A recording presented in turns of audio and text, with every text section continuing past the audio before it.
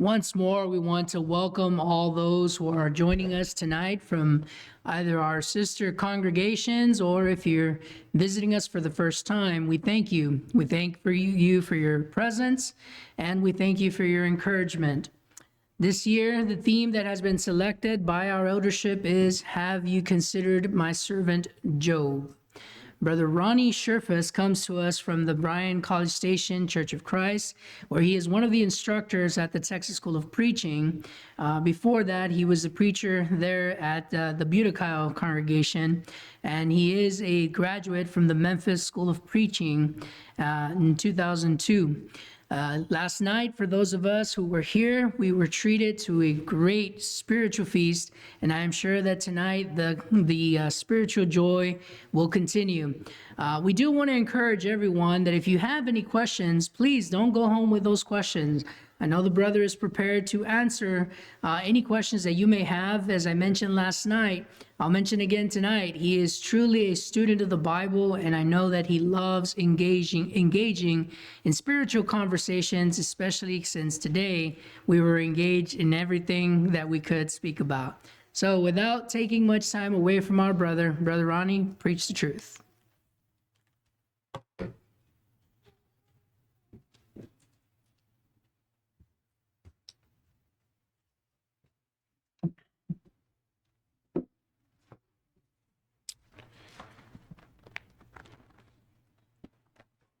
Shirley Walker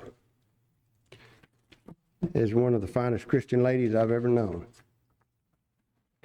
Her and Mr. Bobby Joe, when we lived in Tennessee working with the Glendale Church of Christ, her and Mr. Bobby Joe were some of our closest friends and treated us with the greatest of hospitality, pillars of the congregation, pillars of the community.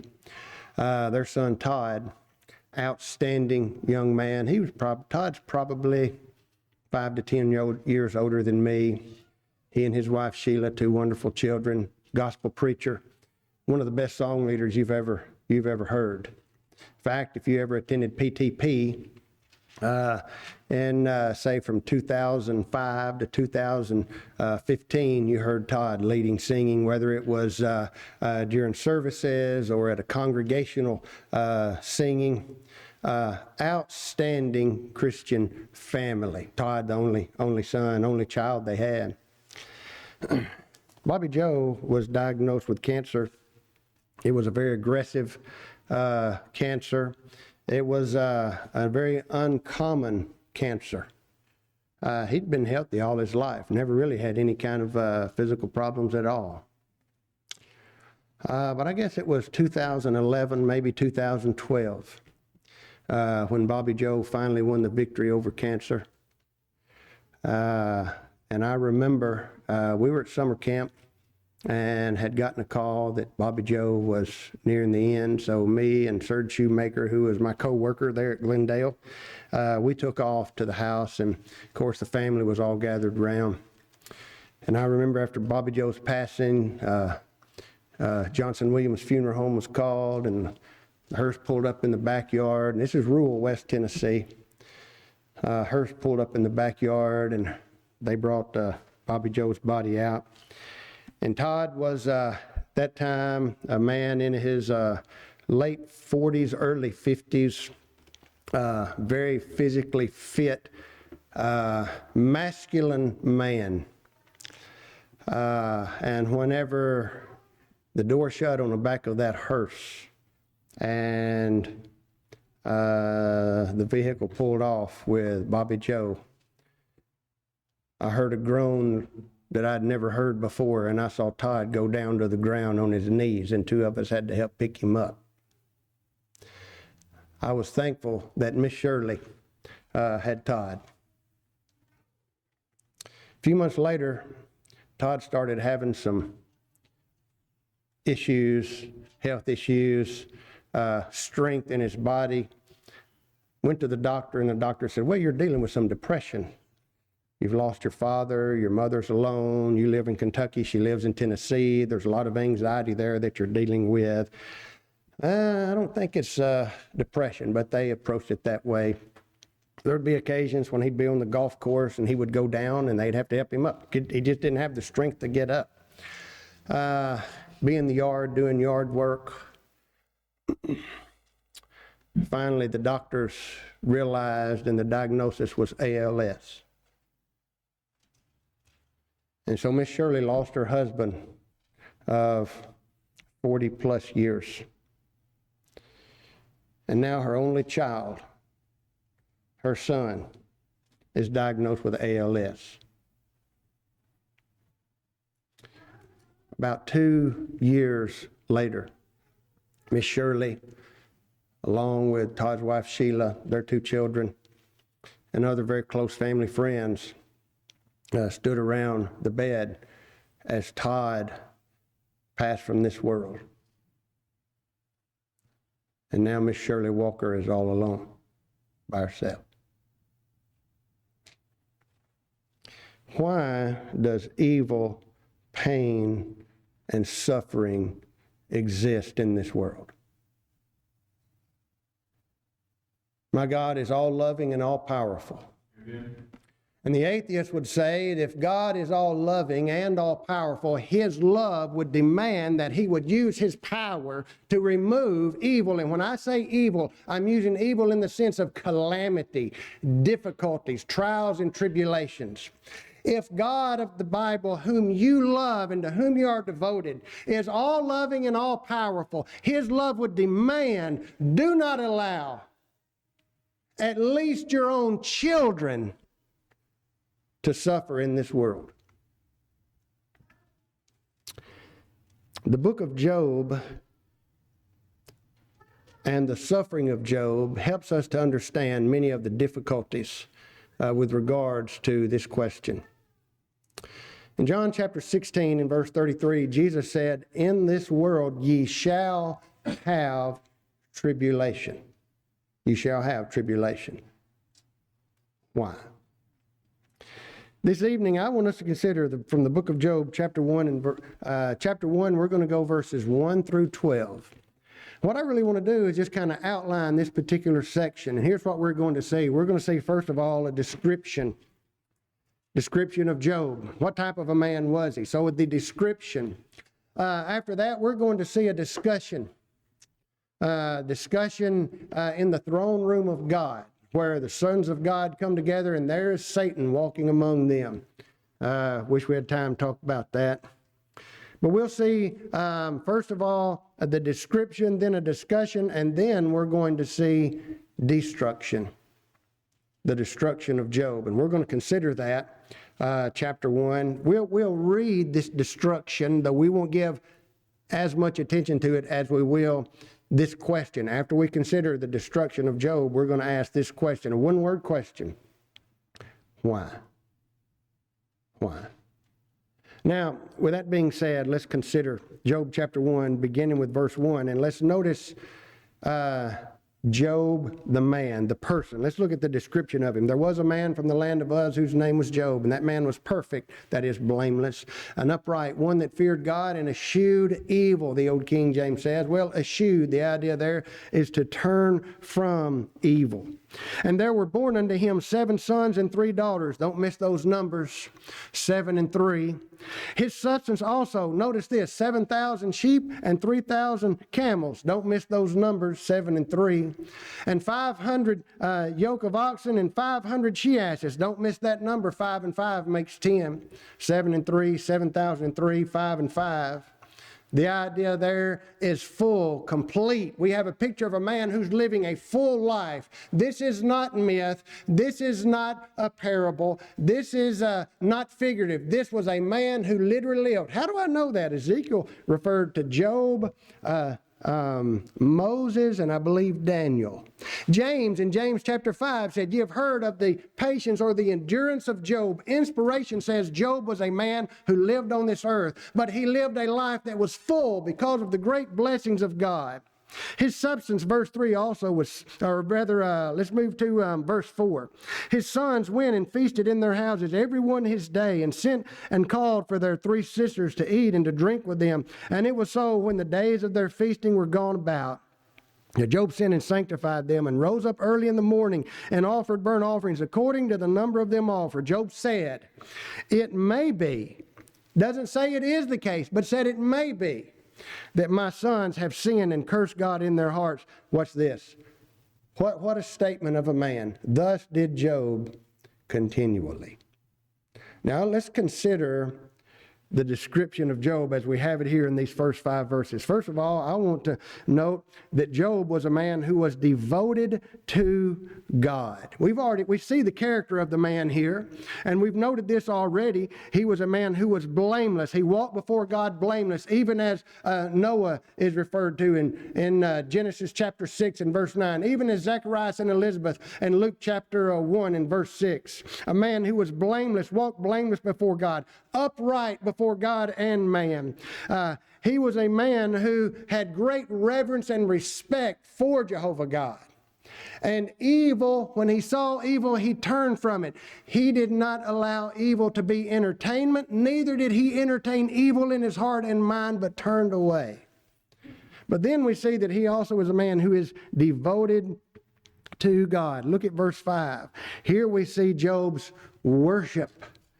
Job is a man who was devoted to God in his worship, and he worshiped the one true God. We noted last night in Job chapter 31, verses 26 and 27, that Job did not kiss the hand and blow kisses or honor the sun and the moon. He was not an idolater. He was not devoted to gods of men. He was not devoted to false gods. He was not devoted to his wealth. We would see in verses 24 and 25 of Job 31, he was devoted to God. Not only this, but Job was a man who trusted in God. We see that in Job 31, 24 and 25. If I put my trust in, if I had confidence, if my hope was my gold, if my hope was my wealth, Job was a man who trusted in Jehovah God. Not only that, but let's look at Job chapter 23. And I know that we read this last night, but let's look at it again. Really just verse 10. Job 23 verse 10. But he knoweth the way that I take. When he hath tried me, I shall come forth as gold. Job was a man who trusted in Jehovah God. Look at Job chapter 13 and verse 15. And really let's look at verses 13 through 15. Job 13, verses 13 through 15. Job now speaking to his friends, hold your peace, let me alone that I may speak, and let come on me what will. I'm going to say this, and whatever happens, happens. Wherefore do I take my flesh and my teeth and put my life in my hand? I understand what Job is venting here. Now notice what he says. Though he slay me, yet will I trust in him. Job was a man who trusted God implicitly. Though Job may not have understood what was going on, he may not have been able to see the end from the beginning, Job knew who could. And Job trusted Jehovah God. Not only this, but whenever we consider the person of Job, and that's what we're looking at, we see that Job was a man who was respected by men. Now we see the character of Job in the eyes of God. Verse 1. He was blameless, upright. He was the one who reverenced God and turned from evil. But look at Job chapter 29. And I want us to read together verses 7 through 11. All right, Job chapter 29, and we're going to read 7 through 11. When I went out to the gate through the city, Job was a man who served as a civil judge. Job was one of the men of the community in which he lived, that whenever there were civil disagreements, whenever there were matters of the law that were to be discussed and to be considered and a judgment rendered, Job was one of those men. So when I went out to the gate through the city, when I prepared my seat in the street, the young men saw me and hid themselves. They showed me great respect. And the aged, even those who were Job's age or older, the aged arose and stood up. That is a show of respect. Verse 9, the princes refrained talking. Even the leaders, they held their peace. Look at this, and laid their hand on their mouth. Why? Because what Job has to say is going to be very worthy to hear. What Job is going to say is going to be words of wisdom, great respect. The nobles held their peace, and their tongue cleaved to the roof of their mouth. When the ear heard me, then it blessed me. And when the eye saw me, it gave witness to me. Look at verse 21.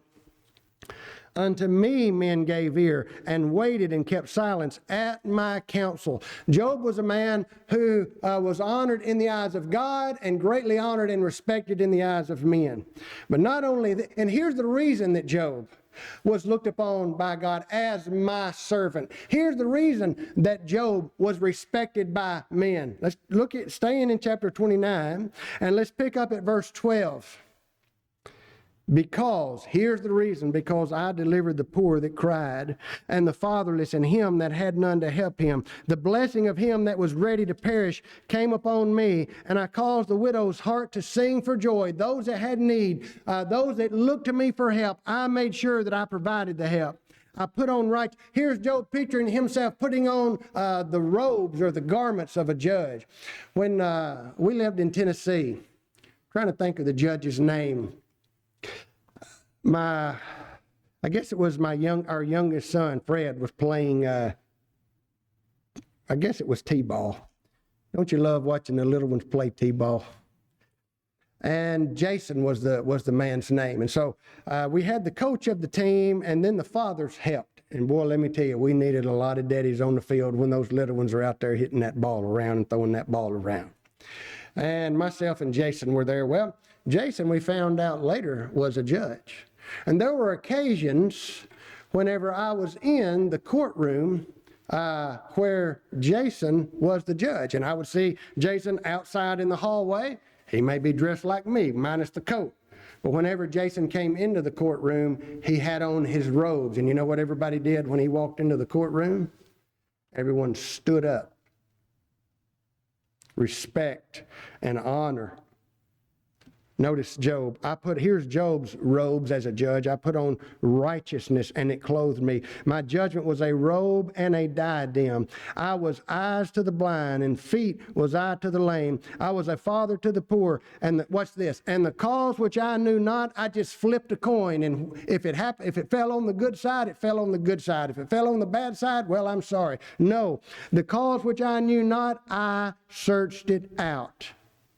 I made sure that the judgment that I passed was right and just. Verse 17, and I break the jaws of the wicked and pluck the spoil of his teeth. It wasn't a slap on the wrist. It was, you violated the law, you paid the penalty of the law. Job conducted himself before God and man justly. And Job was a man who, watch it, protected his family. He protected his family. Job 31, verse 1. I made a covenant with mine eyes. Why should I look upon a maid? Job chapter 31 and verse 9. Notice what he says here. If mine heart has been deceived by a woman, or if I have laid wait at my neighbor's door. No, I protected my marriage. I made sure that the marriage vow was maintained. Not only this, but go back to chapter 31, or rather chapter 1, and look again at verse 5. Here is Job, who is bringing his sons, really his sons and his daughters together, offering sacrifice for them. And look at the conclusion of it. Thus did Job continually. Job was not an on-again, off-again servant of God. Job did not serve God and only walk before his children as a servant of God whenever it suited him, whenever it was convenient. Job continually stood as the spiritual mentor for his family. Job was a man who was devoted. He trusted God. He was respected by men because he conducted himself before men justly. And Job did all in his power to protect himself and his family spiritually. What a man. That's the person of Job. Let's consider his posterity. Now we see he had 7 sons and 3 daughters. Okay. But look at verse 4. And his sons went out and feasted in their houses every one his day. And they said, hey, let's don't ask the girls. No, they sent for the daughters too. Have you ever had a family get together, and on the way to the family get together, you thought, boy, I hope Uncle so-and-so's not there this year? Or have you ever had a family get together and say, we're not going to invite cousin such and such? Have you ever gotten together with siblings and you thought, if I can just get through the day, it'll be okay? Think about Jacob and Esau and the rivalry and the bitterness. Think about Joseph and his brothers and the hatred and the bitterness. Think about in Luke chapter 15 where we have the elder brother and the prodigal who comes home in repentance. But the brother says, I'm not even going to be under the same roof as your son. Wouldn't even call him his brother. But it wasn't that way in Job's house. The family was united. The family was joined together. It was love for one another. You know what that tells me? It tells me something about Job and his wife. Because that was not learned by teaching only. That was learned by observation. Job's posterity. The children of Job participated in the lives of each other because of the love and the bond that they saw in the home in which they grew up. So we see the person of Job, the posterity of Job. Now let's consider the possessions of Job. I'm trying to paint a picture here of a great man. In fact, look at the close of verse 3. So that this man was the greatest of all the men of the East. Not the greatest of all the men of the East just because of possessions. We're going to note that shortly. But let's look at his possessions. All right? Sheep, camel, oxen, and then he had his donkeys. Well, the sheep, what did they do? They provided sacrifice. They provided wool. They provided food and clothing. So Job shears, they have the sheep for food, but they also shear, they've got the raw material, but then there's also the fact of clothing. In fact, let's just go ahead and look at it. Look at Job chapter 31 again. Job chapter 31, and let's go to verse 19. All right, if I have seen any perish for want of clothing or any poor without covering. Job said, if I ever saw anyone that needed clothes, I have sheep. I have 7,000 sheep. We shear them. We've got the raw material. We can make the clothes. What were the camels for? Well, the camels for going back and forth to the market. He was a man of industry. He was a man of commerce. And Job used these things to provide not only for himself, but for others. And so we had the sheep provided food, wool, and clothing. The camels, essential for travel and trade. Oxen, well, we see later in chapter 1, that was for agriculture. So not only are there the sheep, there is also the grain or whatever it was that he was sowing and reaping that would be carried to the market. What about those donkeys? There are beasts of burden that carry whatever that needs to go to the field, what carries whatever needs to come back from the field. Job was a man who was industrious. And so we see the person of Job, the posterity of Job, the possessions of Job. Let's talk about the piety of Job. That is, Job as a spiritual man. Again, Job was not an on-again, off-again Christian or an on-again, off-again servant of God.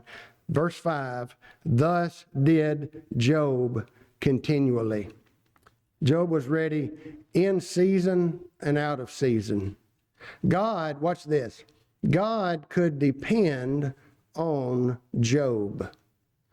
And Job's sons' family, Job's family could depend on him as their spiritual mentor. Ephesians chapter 6, verse 4, and you fathers provoke not your children to wrath, but bring them up, nourish them up in the nurture and admonition of the Lord, in the instruction and admonitions, the good admonitions of the Lord. That was Job. Not week to week, but day to day. God's measure of greatness is seen in Job. And it goes this way, from his person. He was perfect, upright, feared God, and eschewed evil, from his person to his posterity to his possessions. That's how we're introduced to a man. In God's eyes, first of all, what are you as a person? And then he considers that family, and then the possession. You know, it's interesting how Satan is going to attack Job. How did he attack Job? First, his possessions. Then we're going to attack his posterity. Then we'll attack him. We're going to consider some of these things. I want to paint a picture for you of Job, a good man, a just man, a servant of God. Now, having considered the person of Job, let's consider next in verses 6 through 11 the discussion. There is a discussion that takes place here in the throne room of God. And we won't take time. Well, we got to read some of it. Time is going to catch up to us, but I'm going to do the best I can, y'all. Okay, y'all bear with me here. Let's notice here verses 6. We'll start with 6 and 7. Now there was a day when the sons of God came to present themselves before the Lord. That's the angels, chapter 38. And Satan came also among them. Wish we had time to talk about that. Look at 1 Kings chapter 21, 22. It's not the first time. What about Luke chapter 22? When Jesus told Satan, Simon, Simon, Satan hath desired to have thee. Literally, he has demanded for you so that he can sift you as wheat, so he can take you right to the very edge. Well, Peter wasn't the first one that Satan made a request for. And the Lord said, verse 7, Satan, whence comest thou? Then Satan answered the Lord and said, from going to and fro in the earth, and from walking up and down in it. And the Lord said, hast thou considered my servant Job? Well, let's consider this. First of all, here comes Satan among the sons of God. And Jehovah God's question, where have you been? Let's notice, first of all, that Satan is not omnipresent. Satan was from point A and now is at point B. Where have you been? But notice the pride of Satan. From walking to and fro in the earth and walking up and down in it, and Satan's got his hands in his pockets, and he's saying, I've been in this is your kingdom up here, Jehovah. And these angels bow down and serve you. But the world is my throne. He's referred to as the prince of the power of the air. He is seen with a crown, with a ruling crown. We're going to consider that Sunday evening and give some explanation to that. But he says, this is your throne here. The earth is my throne. Those are my servants. And so God says, what about Job? He doesn't serve you. He is not your servant. Job is my servant. Now, I have a question with that. Why did God bring Job into all this? Hey, keep me out of it. I don't want to be a part of this. And someone says, it looks like God threw Job under the bus. And then let Satan back up and run over him 2 or 3 times. No. God is not bringing up Job for the first time to Satan. Notice the text again. Hast thou considered my servant Job? There is none like him. And in all, look at verse 8. The Lord said unto Satan, hast thou considered my servant Job? There's none like him in all the earth, a perfect and an upright man that feareth God and escheweth evil. Then Satan, verse 9, answered the Lord and said, Job, I don't think I've heard of Job. What's his address? It's not what he says. He said, oh yeah, I know Job. And Job won't have anything to do with me. See, God is not bringing Job into it. God is not introducing Job to Satan for the first time. God is shining a light on the failure of the adversary and the faithfulness of his servant. You say that the world is your kingdom, that's your empire. What about Job? You don't have him in your back pocket. He is my servant. And so we see an accusation in verses 9, 10, and 11. Look at it. Then Satan answered the Lord and said, doth Job fear God for naught? Do you think Job serves you for nothing? The truth of the matter is, God, Satan would say, you're a fraud. The only reason Job serves you is because you pay him off. You've bought his love and you've bought his devotion. The only reason that man would bow down to you is because of all that you've given him. But you take away what he's got and he'll spit in your face. Watch what he says, verse 10. Hast not thou made an hedge about him? I can't get to him. And about his house and all that he hath on every side, thou hast blessed the work of his hands, and his substance is increased in the land. But put forth thine hand now and touch all that he hath, and he will curse thee to thy face. And so a decision is made. In verse 12. And the Lord said unto Satan, behold, all that he hath is in thy power, only upon himself put not forth thine hand. So Satan went forth from the presence of the Lord. I have a question. Why? Now, before we answer that, I want us to consider the destruction of Job. God said, everything that he has is in your hand. He's going to destroy everything that he has. Then he's coming back. Job maintains his integrity. Even though thou cause me to destroy him, or bringeth me to destroy him without cause, Job chapter 2 and verse 3, Jehovah God will say. And Satan will reply, yea, skin for skin, all that a man hath he'll give for his flesh. Oh, a man would be willing to give up even his own children if long he could save his own life. And so God makes a decision. He is in your hand. He is in your power. But do not take his life. And I've got a question. Why? Now let's look at the severity of Job's destruction. And we won't read the remainder of chapter 1, but we're going to read just a few just to give us a flavor of it here.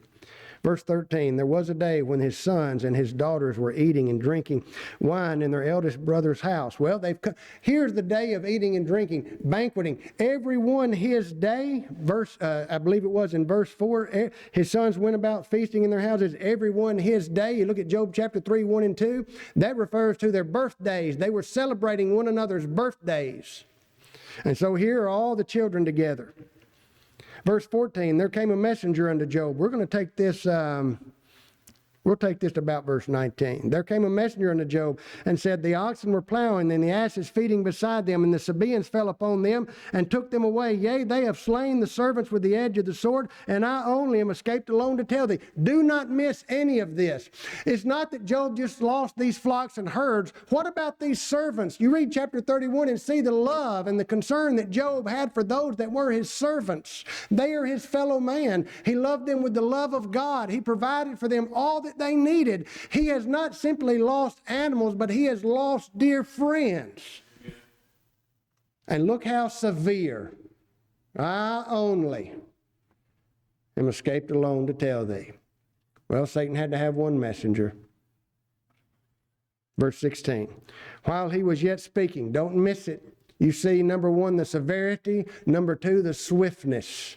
You know, you just have a great loss, but before you can really begin to process that, while he was yet speaking, there came also another and said, the fire of God is fallen from heaven, lightning, and hath burned up the sheep and the servants and consumed them, and I only am escaped alone to tell thee. Look at the severity. Watch the swiftness, verse 17. While he was speaking, there came another servant and said, the Chaldeans made 3 bands and fell upon the camels and have carried them away, yea, and slain the servants with the edge of the sword, and I only am escaped alone to tell thee. Look at the severity. Notice the swiftness. While he was yet speaking, there came also another and said, and as this particular servant is walking up, Job had to have said, Lord, please, no.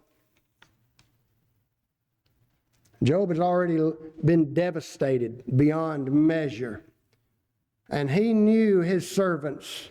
And he knew who the servants were in the house of his children, in the house of his eldest son. Verse 18. And while he was yet speaking, there came also another and said, thy sons and thy daughters. And Job has to be shaking. Were eating and drinking wine in their eldest brother's house. What do you suppose was the disposition of this man when he came walking up to Job? And how do you suppose his voice was as he is about to tell this man, his master, his friend, his provider, that all of his children have perished? And before he finishes, Job has tears running from his eyes. And behold, there came a great wind from the wilderness and smote the 4 corners of the house, and it fell, and the young men, and they are dead. Look at the severity. And I only am escaped alone to tell thee. The destruction of Job can be characterized in 4 particulars, and we're not even considering the social aspect of it. We haven't noticed the physical. Chapter 2, he is struck with boils. Be here Sunday evening, and we'll really see the physical maladies of Job in this destruction. And whenever we look at chapters 29 and 30, we see how Job was destroyed socially. We've seen how he was a man who was a judge. We see how he was a man who was greatly respected. But when we get to chapter 30 and Job pictures his life after his destruction, children come up and trip him when he's walking. Children will spit in his face. He became a mocking song. And Job's destruction could be characterized this way. He was destroyed economically. He lost all that he had. He was destroyed mentally and emotionally when he buried his children. He was destroyed physically because of the physical maladies with which he was struck. And he was destroyed socially. He became a laughing stock. And all of it was for this purpose, to destroy the man spiritually. That was the goal of the adversary. And again, I have one question. Why?